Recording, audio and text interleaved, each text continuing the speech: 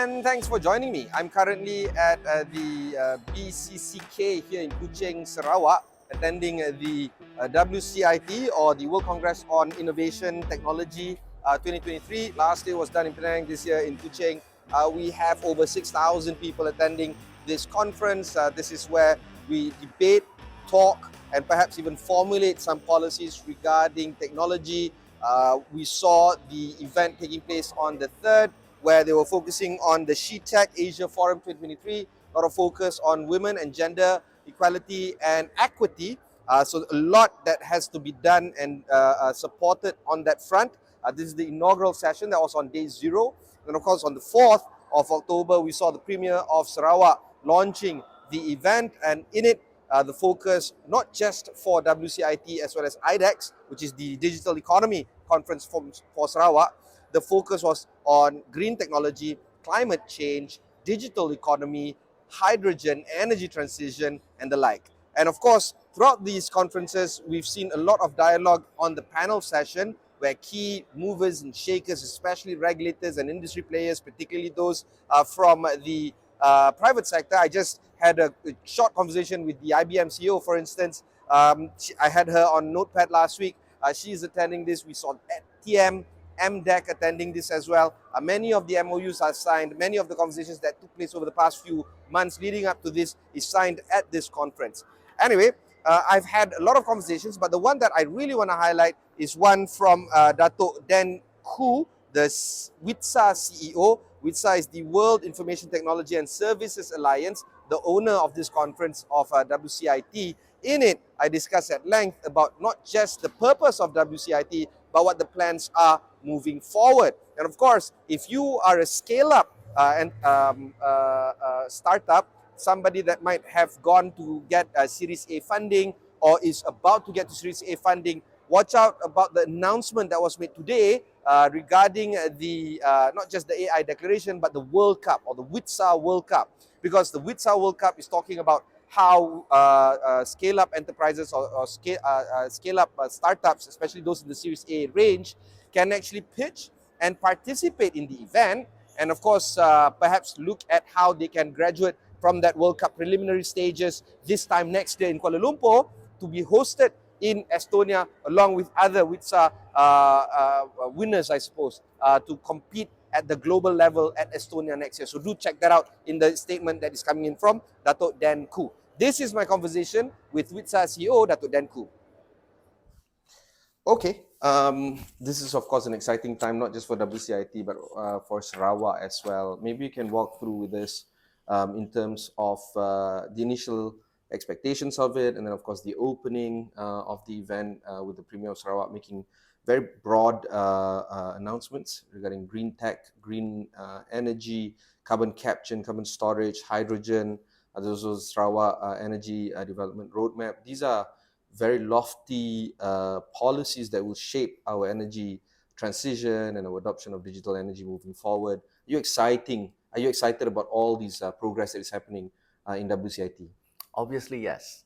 This is an exhilarating example of how a host of the World Congress on Innovation and Technology has taken the bull by the horns and really moved forward aggressively to not just organize these as a signature event of WCIT, but also as a catalytic platform that galvanizes so many other things. It is not just from the trade investment activities, it is also bringing in potential foreign direct investments into the state, into the region. It's also connecting the local businesses, the digital trade, the entrepreneurs from Sarawak with thousands of global entrepreneurs as well as potential users that have come together under the roof of the WCIT. Last year, we saw about 43 billion ringgit worth of MOUs exchanged hands. Do you see these kind of numbers being, I guess, increased for this year? So what happens is the hosts then puts together the activities, and they are the ones that announce these FDI deals and trades, etc., in the months leading up to the World Congress. Obviously, not all of that happens during the 3-day event. You don't do deals in 3 days. It's worth that amount. It is leading up to the event. So you saw a raft of MOUs and agreements that were announced and witnessed by the Premier. And so we are not privy to the dollar value, but we can see and we encourage, obviously, all of these trade and investment deals that would bring benefit to the citizens and the businesses of the regions that hosts the World Congress. I saw also a great emphasis being placed on women, especially during WCIT 2023. Maybe you can walk through this, the events that happened on day 0. Right, SheTech, the SheTech Asia Forum. So this is an initiative, the inaugural one. It's an initiative that hopefully will live on, and I'm sure it will, after the state and the region has hosted WCIT, so that, and that's an important aspect, I think, getting and making sure that the gender differences are reduced as much as possible. And not only that, the addition of more to the workforce, I think, is an important aspect, because there's so much talent and it goes to waste if they are not maximized to the fullest.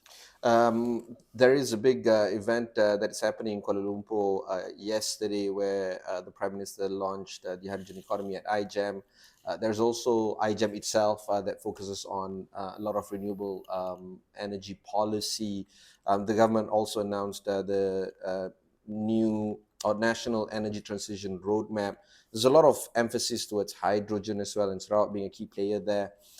Do you feel that all this leads up to what needs to be discussed, or what has been discussed at WCIT over the past 3 days, leading up to the final day, which is today? So energy is an important part of our global economy, and the circular economy is increasingly becoming a key component of what we discussed at the World Congress. That said, however, I think this year you'll discover, and you would have seen, that artificial intelligence takes center stage.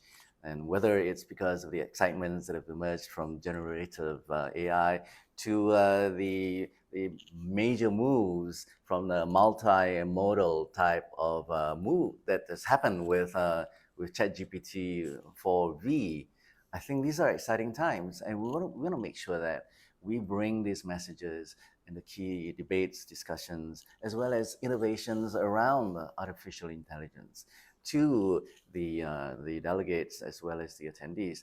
Thus, ergo, you see Grace the robot, as well as keynotes that have and panels, as well as and tomorrow, or you will find in the final day, the debate on AI. Let's talk about the debate on AI that happened earlier this afternoon. Would you like to walk through this about that particular event? So, the AI centricity of the World Congress this year actually is not just about the debate. It started obviously with the planning and the programming for the speakers and the panels and delegates, the content.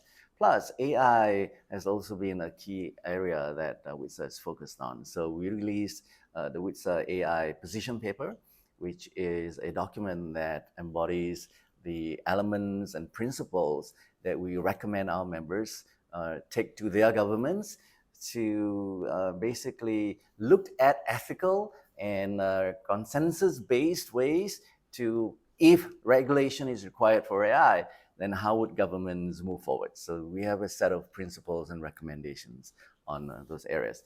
It includes as well an AI declaration, so that we just had today, the debate and the keynotes that we've witnessed over the past few days, the panels, and as well as the use cases.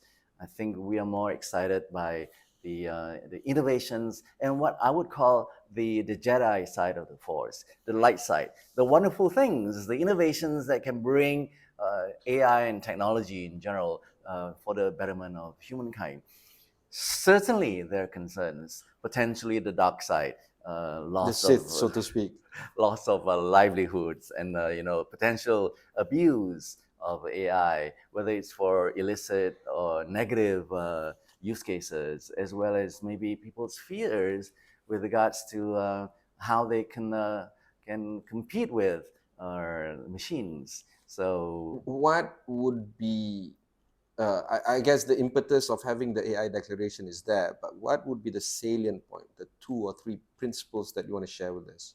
I think it signifies the commitment of WISDOM members from 80 countries and economies to basically develop and ensure that AI and the adoption, innovations around AI are pursued in a manner that is ethical, that is consensus based, that is transparent, and that will lead again to the betterment of humankind. Principles based declarations are much more important than criteria based, in my opinion. And of course, as we see AI development taking place rapidly over the next few years, there would be unintended consequences and side effects that might not necessarily be seen or thought of today. Do you feel that these kind of AI declarations that are done could factor in these kind of developmental changes or upgrades that we will inadvertently experience over the next 1 or 2 years to come, or even 5 years to come? Right. So the declaration is also a window to our with the AI position paper. And if I were to just have one takeaway from that position paper, it is the recommendation that governments create the regulatory sandboxes so as to experiment before it is rolled out. So the things that you talked about, we cannot predict all of the things that will emerge, will come out, that will are innovations that is going to shape the world. However, if we make sure that they are played out in a sandbox, then we hopefully, when it's fully rolled out to the mainstream, we can tackle most of the concerns. Uh, and it's not new. The government has had sandboxes of various industries before, fintech, insurtech, many more. It shouldn't be a bridge too far to cross that. What's your wish list in terms of the timeline for the government to create this sort of sandbox to allow for AI to proliferate naturally in the market? I would love to see this happen within the next 12 months.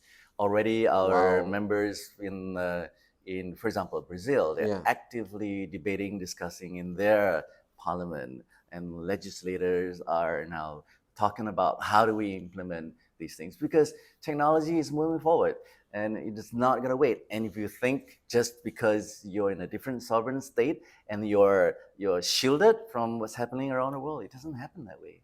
Okay. WCIT took, I don't know, months, if not years, of planning. And today is the final day, from the 3rd all the way to the 6th. Are you happy, I guess, with the takeaway? I mean, of course, you're mandated to say you're happy, but honestly, we are ecstatic, not just happy. Aesthetic. We want to congratulate the Sarawak State government, the key partners that we've had. We've played a wonderful role in hosting the delegates from around the world, and as well as our member in Malaysia, PICOM. I think the collective effort going in to make sure that this platform is successful and that it can lead to beyond just the 3-4 days positive impact and benefits to major stakeholders is something that we encourage and we want to continue to track and hopefully and be a partner of. And of course, if people want to learn more about WCIT, it's not just a 4-day event. Of course, it's an ongoing conversation. Where would they go? How do they find out? How do they participate in the future? What would be some of the key takeaways that they can learn? Maybe they weren't able to attend the conference of the past 4 days in Kuching, but how do they get themselves involved moving forward? So quite obviously, you can go to our website, www.wista.org. But if you can just give me the opportunity to also talk about one initiative we just Please, yeah, by all means. launched this afternoon. It is the WITSA World Cup. So the WCIT workout? World Cup, yes. Oh, World Cup, okay. World Cup, yes. Okay. The WCIT is often been described as the Olympics of the tech industry. So like the Olympics, it's made up of multiple components, from the content, from great speakers, and we have also connection points, global investment ideas, and B2B matching, and plus obviously great food and stunning hospitality, and the opportunity for people to make friends and move things forward. There is another opportunity that we just launched, which we call the WCIT World Cup. It is to find the next unicorns in a tournament style pitching. So the representatives from the countries from around the world memberships compete, and these are the scale-ups, and they compete to be declared the world champion. So that's happening in the next WCIT, and we've just announced the next host as well. So, and who would be ideal to participate in this World Cup? so scale ups, Series A funded and above. So we want the national champions emerging from our member economies and countries to tour them to go into the global finals, and then they'll compete for bragging rights, the title of world champion, as well as the investment opportunities that exist. Thank you very much. Thank you very, very much. Thank you so much. So that was my conversation with Datuk Dan Khoo of WITSA, the conference organizer for WCIT as well as IDECS and SheTech Asia Forum 2023. Again, an inaugural forum where we talk about the gender equity and to close the disparity between the genders when it comes to tech and innovation. Behind me is Grace, the world's foremost AI nursing android running on artificial intelligence. This is the first time that we're seeing an generative AI support robot for the purpose of nursing. I'm going to be having a lot of conversations with her later on in my clip that will follow soon. But generally speaking, the conversation is all about, if you can just pan over there and focus on Grace. Yeah, we're looking at how AI or artificial intelligence is going to be driving the conversation of WCIT 2023. It has driven it, resulting in the AI declaration that was done earlier today by participants at WCIT. But of course, Grace is always about talking on how we can improve on taking the repetitive and the caring element of nursing. And of course, there's a lot more innovative products like this that will be rolled out in the market in the months or even years to come. But generally speaking, Grace is one of those things that was featured at WCIT. Here is a very short clip of the conversation that we had with Grace, the world's foremost generative AI nursing robot that is launched in the market right now. Can you share some specific tasks or responsibilities you're designed to handle? And how do you ensure accuracy and efficiency in these roles? My advanced technology bridges the gap between the increasing demand for healthcare and the availability of human professionals. I am equipped with sensors and software that allow me to process and analyze large volumes of data at high speeds. This means I can assist nursing professionals by offering real-time data, patient monitoring, and even administrative tasks, allowing them to focus on direct patient care. How do you adapt to different healthcare environments and work alongside human caregivers to provide the best possible patient care? My design incorporates adaptability as a primary feature.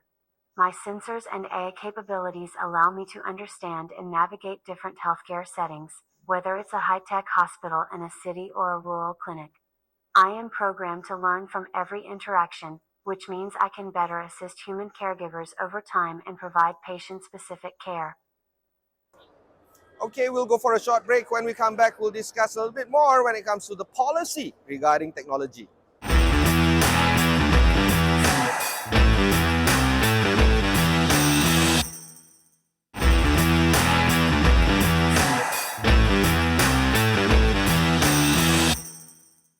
Thanks for rejoining us.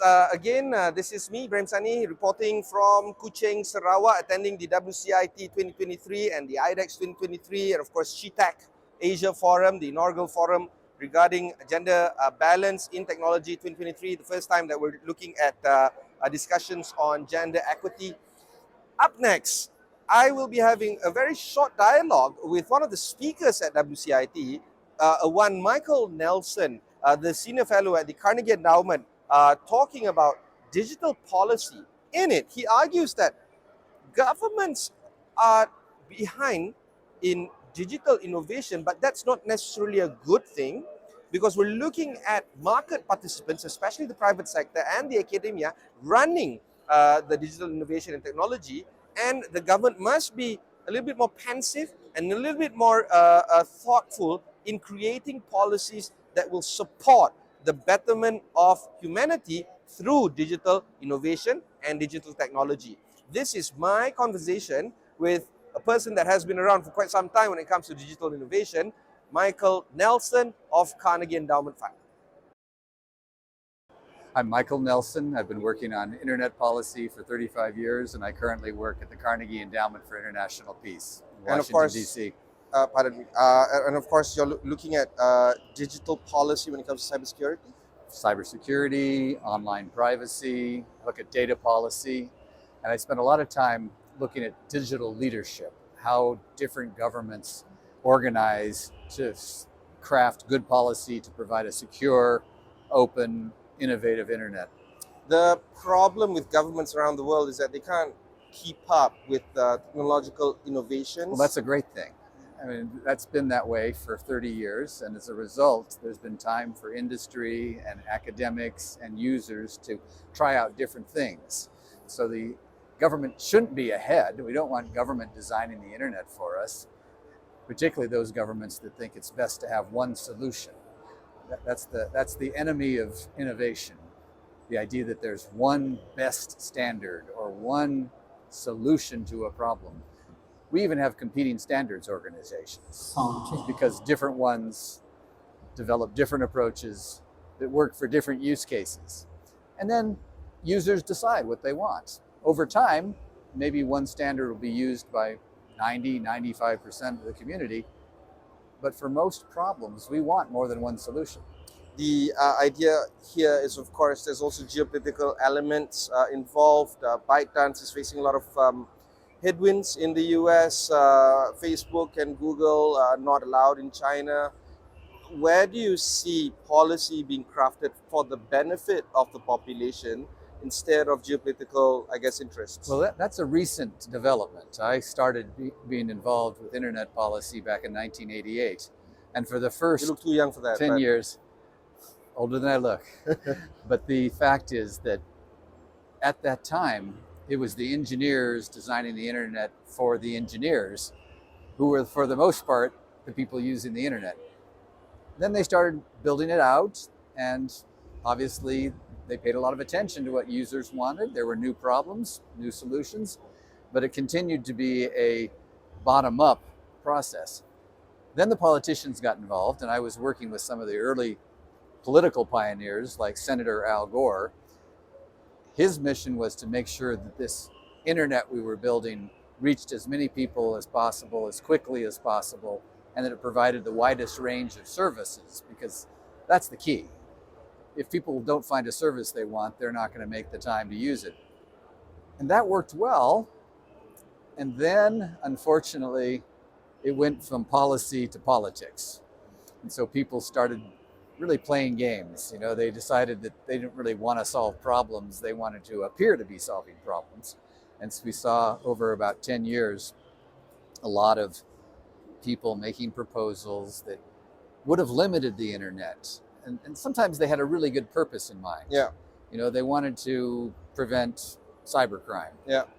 And so, But a lot and cyber criminals used encryption. So let's get rid of encryption. That's the kind of stupid idea that we started to see. A lot is at stake right now, trying to balance policy.